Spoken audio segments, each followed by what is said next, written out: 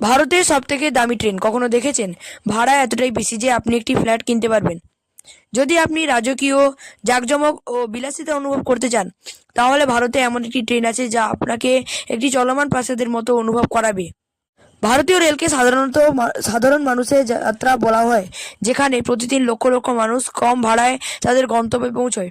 কিন্তু আমাদের দেশে এমন কিছু ট্রেন আছে যার ভাড়া শুনলে আপনার চোখ ধাঁধিয়ে যাবে। যদিও ভারতীয় রেলওয়ে তার সস্তা ভাড়ার জন্য পরিচিত, তবুও কিছু ট্রেন আছে যাদের ভাড়া কল্পনার বাইরে। আমরা যে ট্রেনটির কথা বলছি তা হলো প্যারিস অন হুইলস। এই ট্রেনটি তার বিলাসবহুল অভিজ্ঞতা, রাজকীয় জাঁকজমকের জন্য বিখ্যাত এবং ভাড়া নিজেই এটিকে ভারতের সবথেকে ব্যয়বহুল ট্রেনগুলির মধ্যে একটি করে তোলে। এই ট্রেনটি 7 দিন 8 রাতের একটি চমৎকার ভ্রমণের সুযোগ দেয়। এই পুরো যাত্রায় টিকিটের দাম 12 লক্ষ টাকা থেকে শুরু হয় এবং প্রায় 39 লক্ষ টাকা বা তারও বেশি হতে পারে।